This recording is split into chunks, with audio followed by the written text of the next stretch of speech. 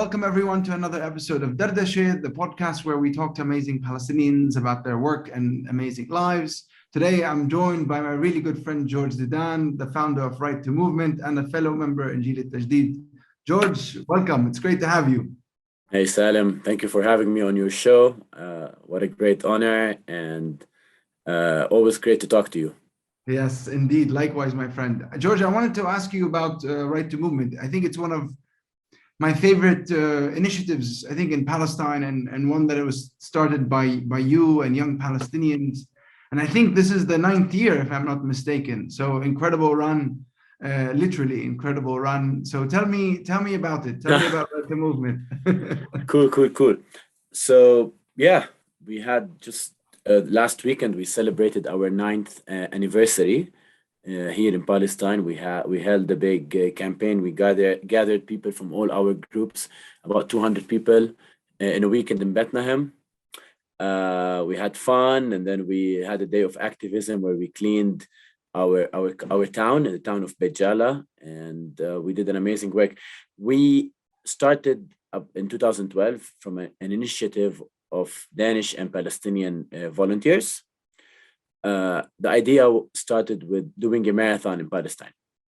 We celebrated our 9th anniversary this past weekend. We had over 200 people coming to Bethlehem from all over Palestine. We had people from Haifa, from Jaffa, from Jerusalem, from Hebron, from Jericho, from Ramallah, from everywhere.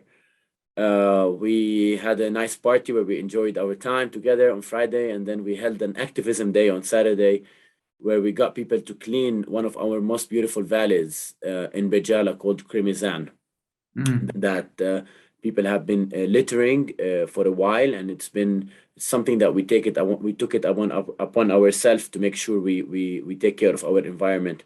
We had a lovely day, and it's been, as you say, it's been an amazing run. 9 years. Started in 2012 from an initiative of a few Danish and Palestinian activists and volunteers.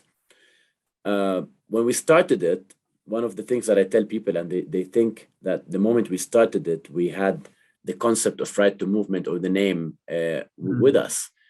But we in reality, we did not. We were thinking, the main idea was to do a marathon in Palestine. I don't know, Salem, you probably have heard, you're from Jericho. So and you're in the early 30s, you've probably heard about tons of marathons that happened in Jericho already.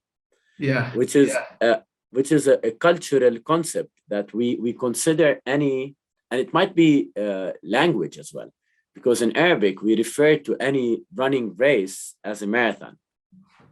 So you will see people saying, oh, there's a 3K marathon, there's a 5K marathon. So in Jericho, there's tons of marathons throughout the year. So when we learned that a marathon needs 26.2 miles or 42,195 kilometers, we were scared. We didn't know what we were gonna do. It came from a company from one of the volunteers, one of the co-founders, was participating or part of a company that organizes marathons in Denmark. So we said, well, let's try to do it here. And when we started looking for a trail to do for the 42 kilometers, that's when reality hit us to know that in the city of Bethlehem, there's in Area A, because we were not going to do the race outside Area A, because we cannot jeopardize that an Israeli soldier having a bad day can just cancel the whole event or ruin the whole event for us. So we were forced to go with Area A in the West Bank in Bethlehem. So we started from point A, which is the Church of Nativity, where there's a public square and where people can gather, like a starting point. And then we went to the end of the city, Salem, until the end of the city. And the most distance we can find is 10K. We literally had to talk to a family from the village of Al-Khadr to let us go through their backyard to make it 10.5 kilometers. Why? So people can do this 10.5 kilometers twice and then finish half a marathon and then do another loop again and finish a full marathon. So we could not think of a better name for the race than Right to Movement. Yeah. Because it really resembles the reality of our everyday life, from the I mean, when you run the race itself, you're running by the apartheid wall, by Israeli checkpoints, by land that has been or threatened to be confiscated for Israeli settlements, through refugee camps. It's we tell people it's our everyday life. It's not. There's a lot of things that are created for one day. You come take good images with it, and then the next day it's not there. But the way you run in Palestine is the same way you go to school, same way you go to the church or the mosque or anywhere. So it's really so powerful for people to understand the reality of occupation and the limitation it puts on our daily movement. Yeah, I think for people who don't understand, Israel has put us into population centers that are essentially prisons, cages, right? And as George said, you can't go more than 10 kilometers before you hit a checkpoint or a wall or a settlement. And it's a brilliant idea, what you came up with. And sport, I think, is such an amazing vehicle for so much, right? Because you have the marathon, but you also do a lot of activities that are around sports, whether it's exercise or hikes or etc. Tell us more. What we wanted to do, Salem, is when we wanted to introduce something like the running culture or to organize the event, the Palestine Marathon, we wanted to build local support for the event through different cities and different communities. The first year we organized the race, we had 600 people. Half of them were internationals. The fourth year, the last year we organized the race, we had 4,600 people.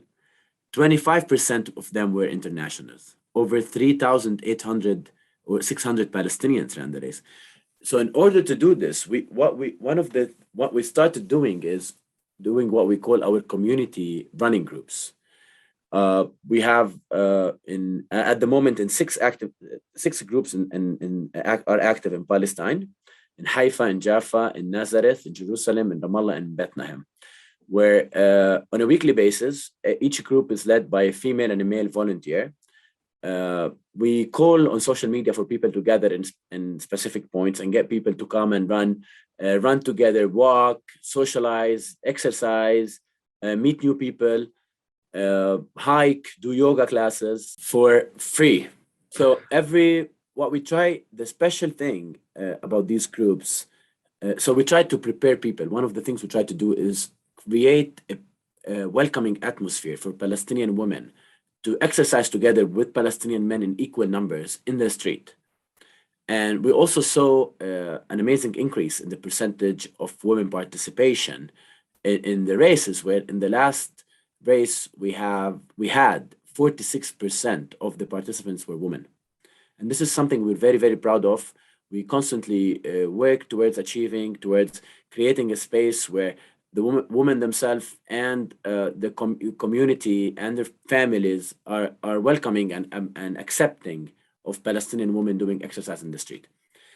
Another thing we try to focus on through these groups, Salem, is creating bonds and relationships between Palestinians all over the land between the river of the sea, whatever it's called. But all over this land, we talk about creating relationships between somebody from Hebron and somebody from Haifa. People maybe who are not from here wouldn't understand that we don't have many opportunities to interact with Palestinians who live inside Palestinian cities in Israel.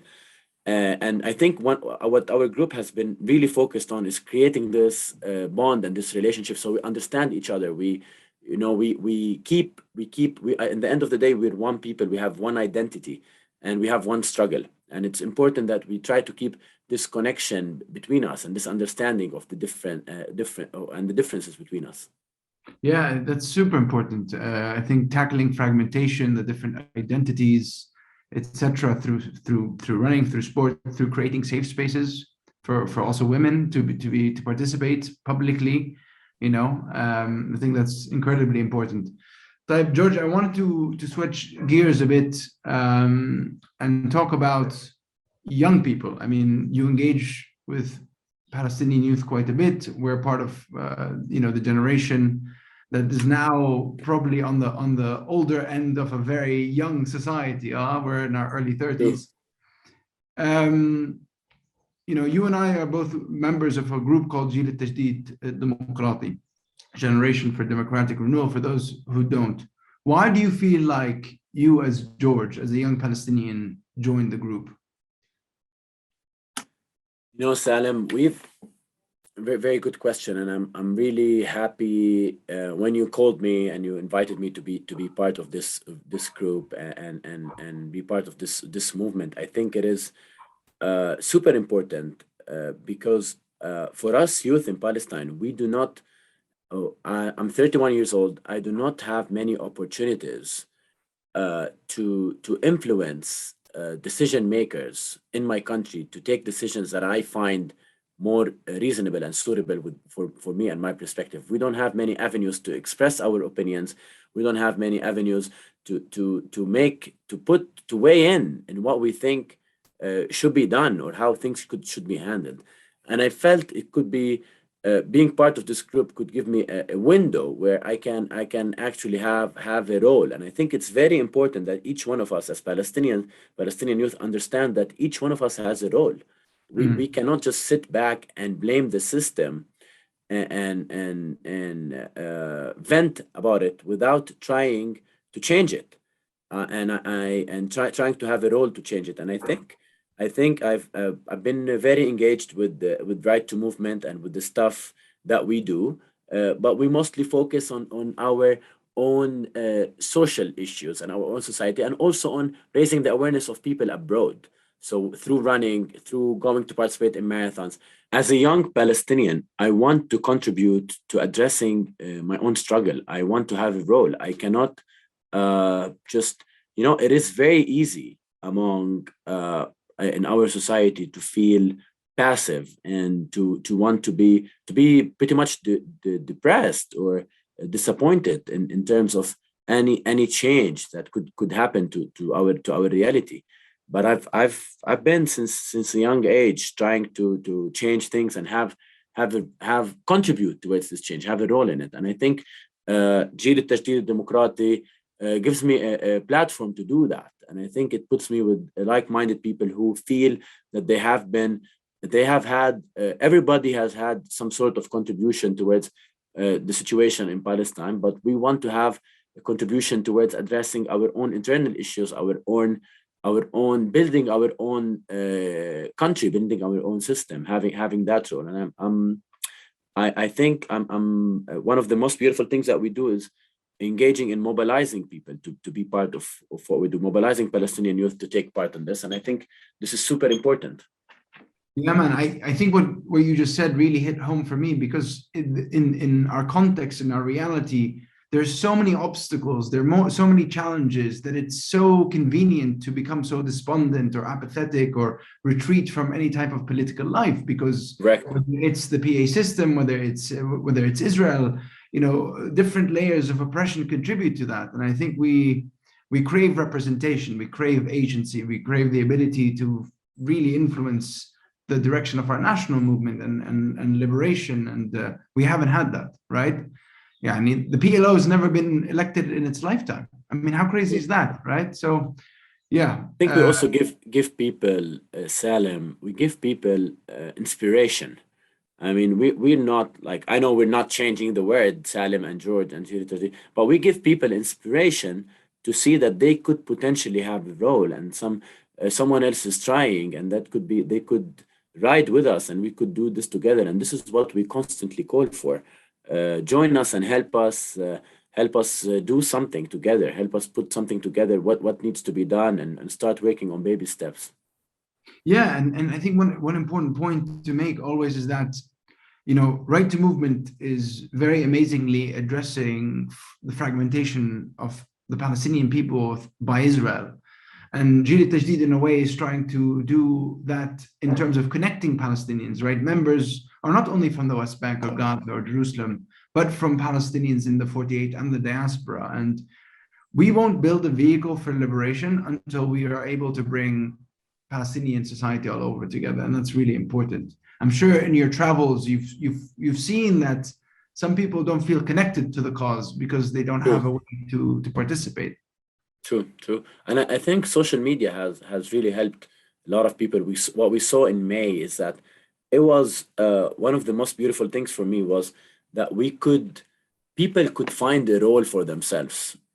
Palestinians abroad could find some sort of way they can contribute. People were calling for protests, people were active on social media, people like wake up and sleep on the news of Palestine and Sheikh Jarrah.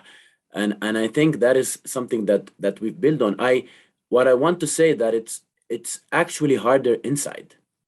It is much challenging inside. And I remember having these conversations before when we started Jil Tashdid about the role of the Palestinian diaspora in what we do, which is a very, very important role to be part with us. But what needs the challenging part is trying to awaken our spirit, the spirit of the youth here, and the importance of them being engaged in this, and that is what we've been focusing on in Jil Tashdid, and I think it's something that is very, very important. Absolutely. George, I'm a big admirer of yours. As you know, a big fan, whether it's Right to Movement, Jil Tashdid, or all the amazing things you're doing. Thank you so much for being on. One last thing I want to know, and I want to let the people know, how can they support Right to Movement? Cool. First, I wouldn't consider you a supporter unless you join us for a run or some activity, Salem. I've managed to mobilize all of Palestine to join except for you.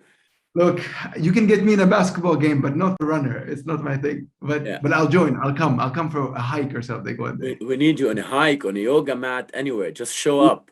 Done. Okay. Done. So I'm gonna take this opportunity to call for everybody. First, people who are watching this abroad, whenever you come to Palestine, look for us. Okay, our office is in the street. We're not an organization. Our office in the street. We're all over the street. You can look for us on social media. Each community or each city has a group. Right to Movement Haifa, Right to Movement Bethlehem, etc.